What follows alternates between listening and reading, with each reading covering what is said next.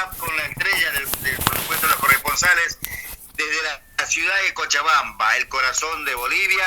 Marianela Montenegro, desde Buenos Aires, Argentina, te saluda Modesto Muñoz por la 94.5 Radio Cadena. ¿Cómo estás, Marianela? Muy bien, Modesto, un gran saludo a la audiencia y por supuesto a todo el equipo de trabajo. Marianela, ¿qué le vamos a dar a conocer a la audiencia? A ver, la audiencia siempre te espera todos los días acá en Buenos Aires para, a ver, primero informarse y por supuesto abrir un poco más su cabeza e interiorizarse, digamos, todo lo que está pasando. Hoy, ¿qué vamos a hablar? ¿Los originarios o no sé? ¿Con qué? Este tema está de moda en todo el continente, ¿no? Hablar de originarios, hablar de gente que tiene territorios ancestrales, que de pronto estaban ahí cuando descubrieron la América y no sé cuánta historia. Y bueno, comencemos, te propongo, Modesto, a desmenuzar un poco este tema de los originarios, de los apellidos, de los territorios, de las etnias y de todo aquello que se mueve Sí. en torno a la pretensión de querer cambiar la constitución, de querer desmembrar los territorios, sumirnos en guerras civiles. Este es el único objetivo que tienen todos estos personajes, porque definitivamente estamos hablando de ONGs que han ido mentalizando a lo largo de años, a lo largo de décadas. Nos han minado prácticamente los países con todo este tema de la ideología de género. Hasta nuestro lenguaje se ha trastocado en torno a hablar de, en lugar de estudiantes, que es un término genérico, hablar de estudiantas, estudiantes y estudiantas, miembros y miembras, ¿no? Presidentes, presidentas. Escúchame, Marinela, te comento un título que lo tengo en Infobae. La justicia ordenó extraditar a Colombia al argentino de las FARC acusado de secuestro y homicidio. Estamos hablando de Facundo Morales. Formidable, no podía ser de otra manera. Lo otro podía haber lanzado por los suelos todo lo que representa la justicia argentina. Es decir, hay tratados de extradición que se los tienen que cumplir. Y obviamente Bolivia tendría que hacer lo mismo, porque acá Facundo Molares, y existen videos, pruebas, él ha estado acusado de 2 crímenes en Montero, en Cofadena, y resulta que el GAI ha escondido este tema, incluso se ha escapado para no tratar con los montereños, ha hecho reuniones con gente del movimiento al socialismo aparte para que los afectados, las víctimas, sus familiares no reclamen. Acuérdate que hemos denunciado que el informe del GAI se ha hecho en el Chapare y comandado por Catherine Ledebour, que es una ONGista que está años en Bolivia. Montero no queda, a la gente que nos escucha, Montero no queda en el Chapare, tenés que ir al lugar de origen tendría que haber hecho en Montero, no en Chapare. Claro, en Santa Cruz, ¿verdad? Entonces lo que han hecho ellos es convocar a un lado, a otro, suspender las reuniones y prácticamente estar de escapada. Y finalmente hacer una reunión solamente con gente militante del movimiento al socialismo. Ahora, obviamente Facundo Molares no ha estado solo acá. Tanto en Argentina como en el resto de los países hay gente de los mapuches, hay gente del movimiento Farabundo Martí, hay gente de Sendero Luminoso, de las FARC. Facundo Molares es de las FARC. Y acuérdate que Diego García Sayán ha liberado prácticamente a 36 terroristas cuando era presidente de la OEA y ha ordenado que se les indemnice a sus familias.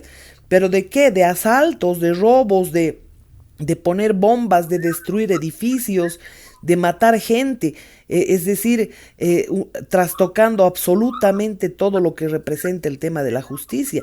Y hubiera sido inaudito que la justicia argentina le hubiera hecho caso a gente que está dentro del gobierno, de ministros en Argentina, ministros en Perú, ministros en Venezuela. todos exterroristas que clamaban por la liberación de Facundo Molares. Esto realmente hubiera sido inaudito.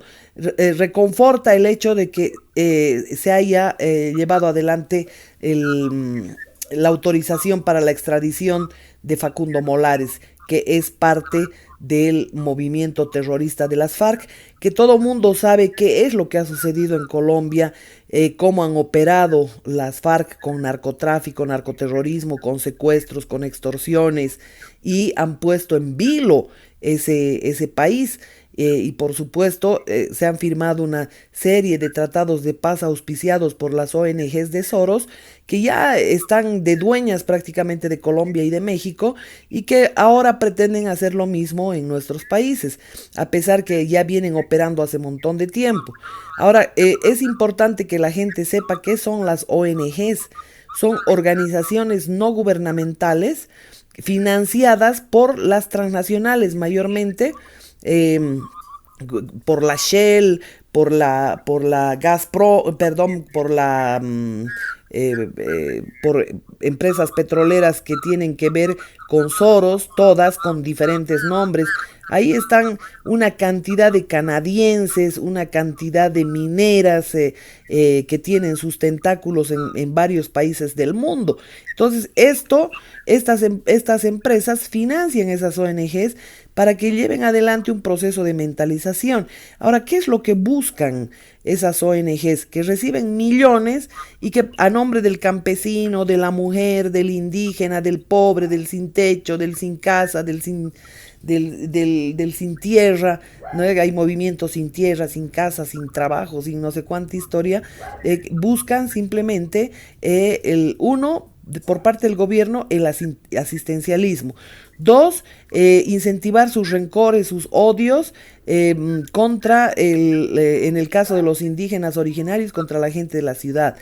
En el caso de los transexuales, contra los homofóbicos. O sea, sembrar el caos en los países. ¿Para qué? Para generar, para obligarle al Estado a generar una serie de leyes y una serie de asistencialismos. Obviamente el asistencialismo, está claro, los bonos y los dobles aguinaldos, toda esa cosa, liquida la iniciativa privada, liquida el progreso, liquida el crecimiento del Estado, y por supuesto hace que fracasen los estados, que todo el tiempo estén dependientes de la economía, de la deuda. Y estos que manejan la banca internacional, claro, imagínate que se prestan todo el tiempo, esa economía dependiente totalmente del endeudamiento. Son deudas y préstamos que conceden estos bancos, que están controlados por estas transnacionales cuyos representantes Soros, Obama, Clinton y demás. Resulta que estos penetran los países. Ya, pero no, es decir, cuando le prestan algo a Bolivia, por ejemplo, o Argentina, ellos ponen una serie de condiciones. En el caso incluso del censo, han prestado 100 millones con la condición que en el censo se incluyan preguntas sobre el aborto, sobre los transexuales, sobre la ideología de género en general, y también sobre la plurinacionalidad. O sea, están pretendiendo consolidar varias naciones en una sola nación. Y esto, por supuesto, es un tema que va a llevarnos a confrontación, a mayor confrontación, a guerras civiles, por límites, por territorio y por cualquier excusa. Lo que estos hacen es experimentar con nuestros países, y que por supuesto todo el tiempo estemos sumidos en caos y en anarquía. El otro tema es mirar quiénes son los actores. Por ejemplo, los que están gobernando en la actualidad son absolutos responsables de todo lo que está ocurriendo. En el caso de Luis Arce Catacora, tú mismo lo habías mencionado en tu programa, que ha pasado una cantidad enorme de gobiernos. En 4 décadas prácticamente, él ha colaborado con el desfalco del Banco Central cuando Gonzalo Sánchez de Lozada, Goni, se dio a la fuga, el expresidente de Bolivia. Cuando se dio a la fuga, vaciaron el Banco Central, vaciaron las reservas. Y cuando Evo Morales se da a la fuga, hace exactamente lo mismo ya como ministro de Economía. Ahora, este hombre es un desfalcador, es un impostor. Yo no puedo tener ninguna formalidad comunicacional en torno a todo lo que se llama poder respetar la investidura de una autoridad. O sea, esa, por supuesto, está absolutamente en duda porque primero ha llegado por fraude. Segundo, es un ladrón profesional. Acuérdese que primero ayudó en esos dos desfalcos, en la fuga de Goni y de Evo Morales. Segundo, él participó del desfalco del Banco de la Unión. Él participó y fue la cabeza del desfalco del Fondo Indígena. Yo no puedo entender cómo a estas alturas de la vida ni siquiera le remuerde la conciencia lo que ha pasado Marcelo Aramayo. ¿Eh? Porque él es el que firmaba los cheques, él es el que autorizaba proyectos, él es el que desembolsaba. Si bien efectivamente había un directorio modesto, obviamente un directorio compuesto por ministerios y por algunas organizaciones sociales como las Bartolinas y la CSUD-CB paralela que respondía al masismo, porque es otro tema que la gente debe saber cuando se habla de la CSUD-CB, no es una CSUD-CB legítima. Es decir, cuando Evo Morales no podía ganar el control de la central obrera boliviana, lo que hacía era poner una central obrera paralela. ¿Eh? Y a plan de fuerza y de amenazas, claro, no te escuché lo último, Modesto. Digo, afín al gobierno. Claro, ellos todo el tiempo han estado detrás de eso. Que si el comité cívico de Cochabamba no les respondía, hacía un comité cívico popular. Que si no ganó el mandato, el movimiento al socialismo, el candidato del movimiento al socialismo, incluso el año 2005, la gente puede encontrar en YouTube, Oruro 2005, elección de la Confederación Única de Trabajadores Campesinos, perdieron estrepitosamente y terminó en una batalla campal. Incluso delante de cámaras de un canal de televisión, mataron a palos a una persona. Eusebio Miranda se llamaba el dirigente y lo mataron a palos. Y esta es la forma en la que ha ido controlando todas las instituciones hasta llegar a ejercer una dictadura sindical total en el país. Es así que, por ejemplo, organizaciones sociales como la CSUCB, como la Federación de Cocaleros, no tienen el control total de los votos. Si alguna persona no vota por ellos y demuestra con una fotografía o algo así, por supuesto que le quitan la tierra, expulsan a su familia si es que no la eliminan físicamente. Entonces, esta es la realidad. Ahora, ¿qué sucede con...?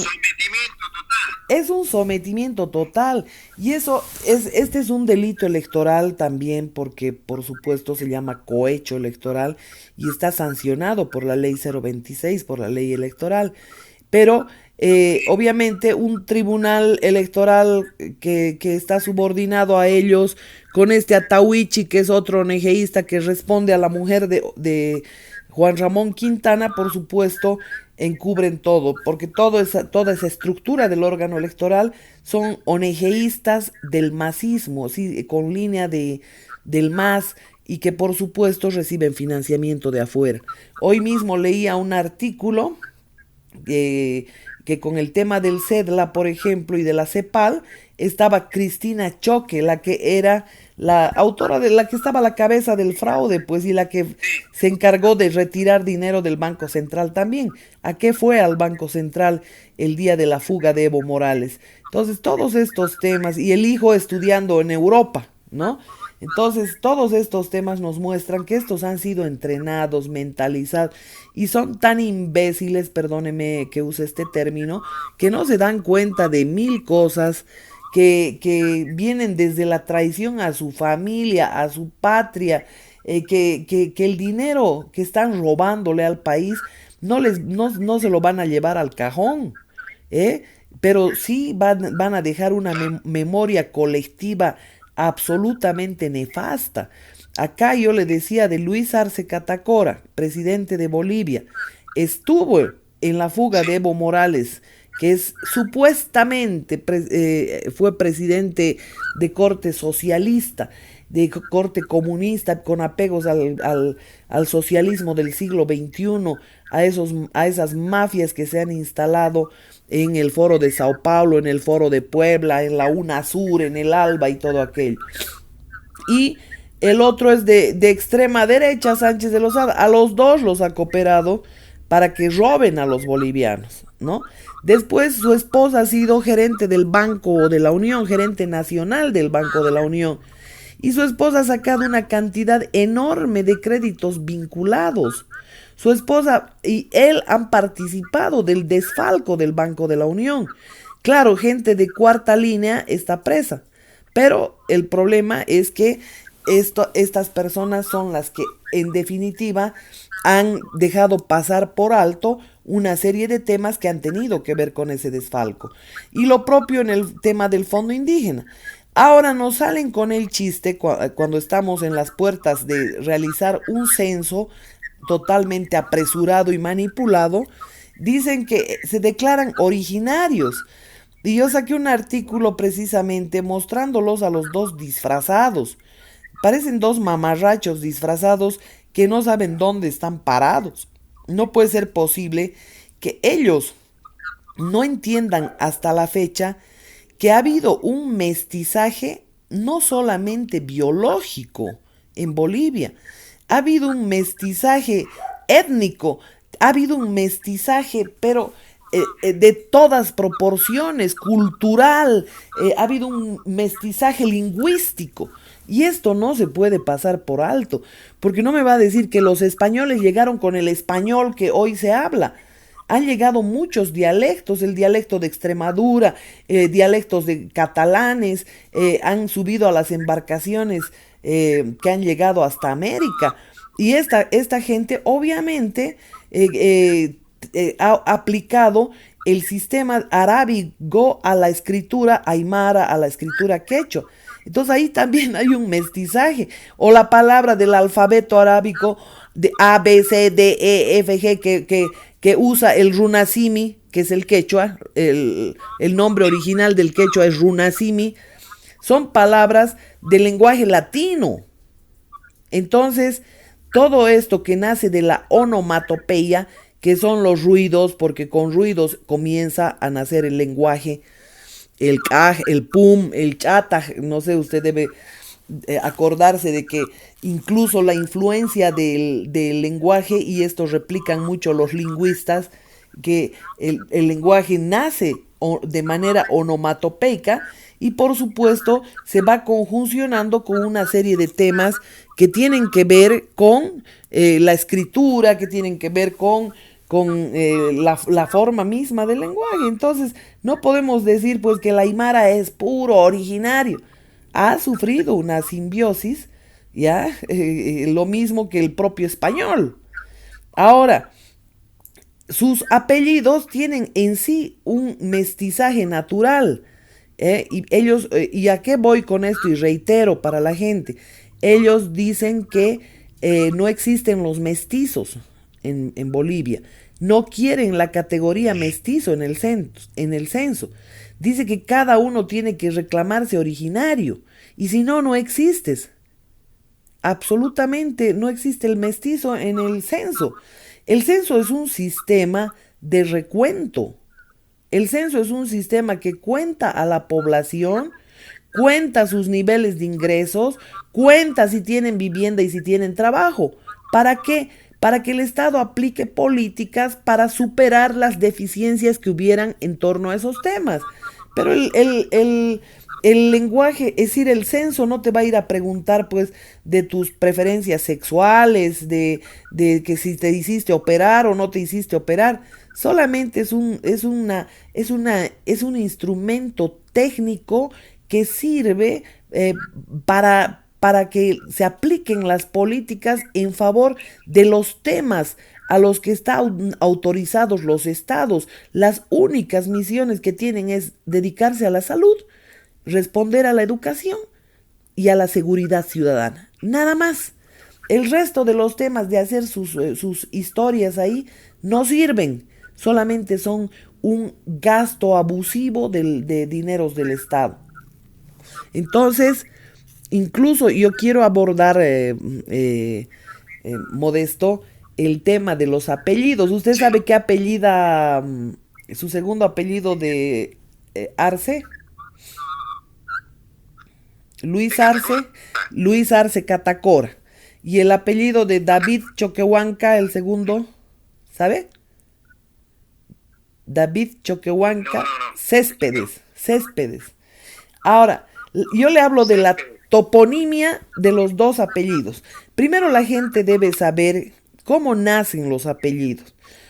La toponimia de los apellidos viene en función al lugar donde habitas, a las características del lugar donde habitas. Vienen incluso los nombres, vienen del oficio que tienes. Por ejemplo, el apellido Cabrerizo es de aquellos que cuidaban cabras. Céspedes de Choquehuanca viene de una persona que habitaba en un lugar donde había césped. Y ni siquiera el término césped es aymara, ¿verdad? Entonces, Claro. yo he revisado el origen de los apellidos, tanto Catacora, Arce Catacora y Choquehuanca Céspedes. Arce, por ejemplo, es un apellido totalmente español. Y Catacora es un apellido aymara. El apellido Catacora significa mala hierba. Pero además he descubierto que habían tenido un escudo nobiliario los Catacora. Adivine por qué. No tengo la mínima idea, Marianela. Bueno, los ¿Por qué? A ver. habían, o sea, usted sabe que la historia se ha transmitido por la palabra, mediante la palabra. Gente que contaba y contaba la historia y se iba recopilando cuando no había la imprenta, la escritura. Era la memoria. Bueno, en todo caso, cuando llegó ¿qué se llama? Llegaron los españoles a América, obviamente se conformaron virreinatos y el rey otorgaba títulos nobiliarios a aquellos indígenas aquellos originarios que eran traicioneros, chupamedias. ¿Usted sabe qué es chupamedia? Sabe, pues.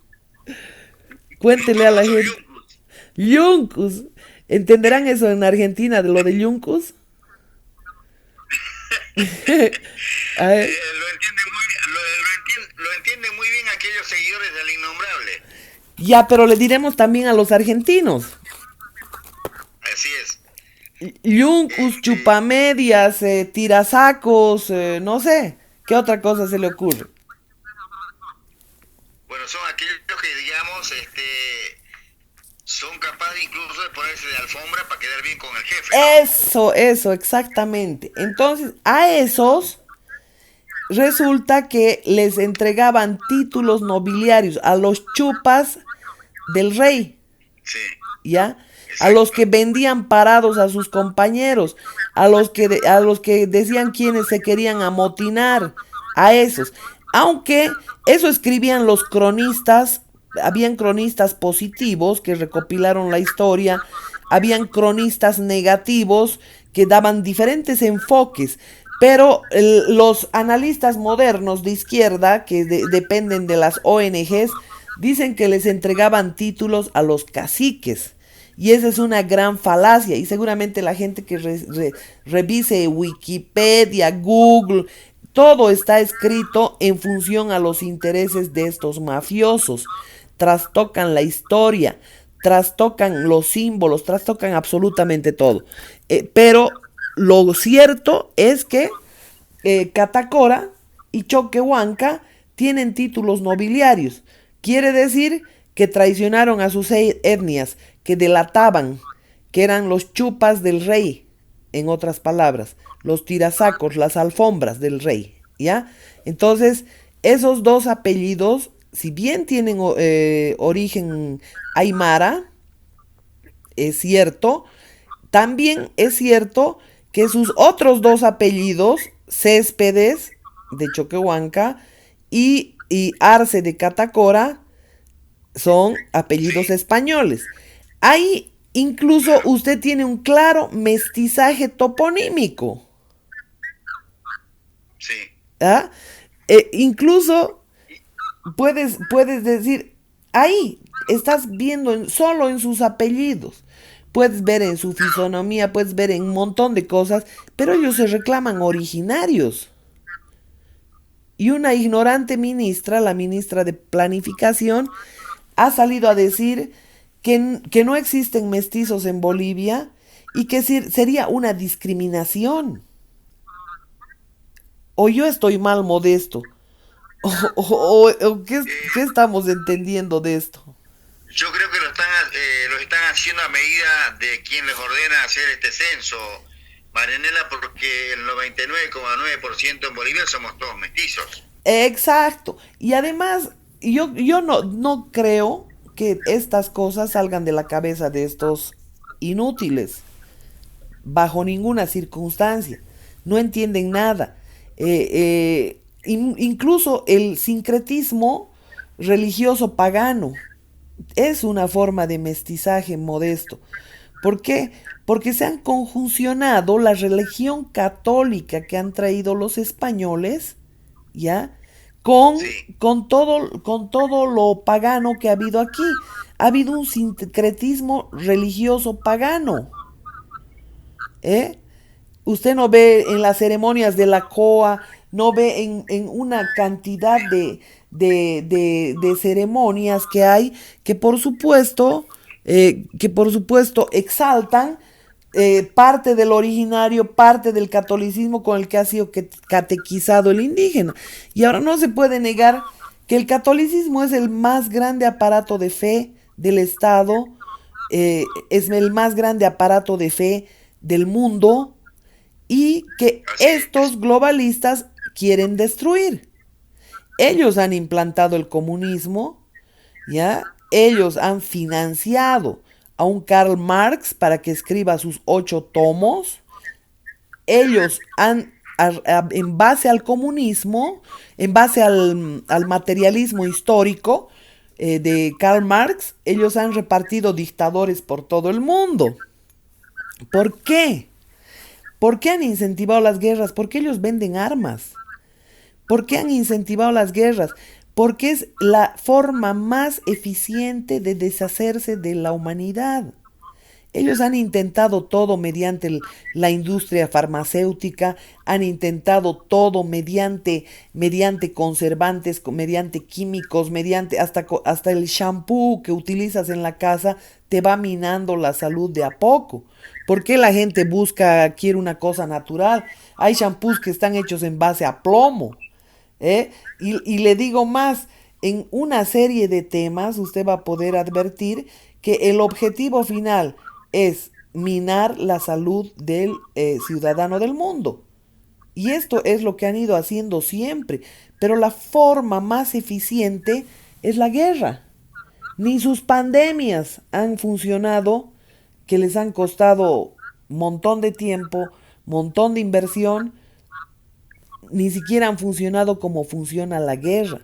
Con la guerra logran deshacerse de grandes contingentes humanos.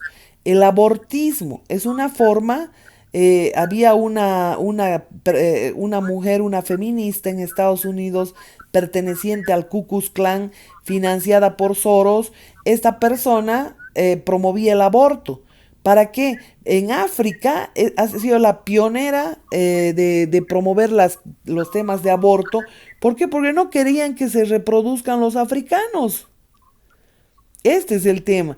Acá en Bolivia, con el plan con la Alianza del Progreso, con los temas de la CEPAL, han venido con campañas de esterilización a las mujeres campesinas. Entonces, todos estos temas siempre han estado detrás estas grandes corporaciones que se reservan territorio, se reservan riqueza. Ellos saben dónde están los bolsones más grandes de petróleo, de gas. No necesitan hacerse prospecciones ni nada. Cuando ellos necesitan, vienen y por supuesto abren mercados, exportan el gas como les da la gana. Esto es lo que ha sucedido, por ejemplo, con el proyecto Pacific LNG, que llevaba el gas boliviano a California. De pronto apareció gas y que teníamos 53 trillones y que de pronto teníamos que exportar. Y bueno, hemos exportado. Y después que hemos terminado de exportar a la Argentina y de que gas que se fue a Chile, resulta que vienen con el chiste de que, no habían sido 53 trillones las reservas probadas. Y lo propio ocurre en Ya se todo. llevaron todo. No, lo que pasa es que hay riquezas, pero ellos solamente las hacen funcionar cuando necesitan. Ese es el tema. Ellos solamente responden a sus necesidades y no les importa sacrificar gente, sumirlas en guerra, liquidar a los estados. ¿Quiénes nos han impuesto el IVA? Ellos. ¿Quiénes nos han impuesto las leyes laborales? Ellos. Leyes laborales que no permitan nunca que un empresario prospere. O sea, acá en Bolivia ser empresa es un quijotismo.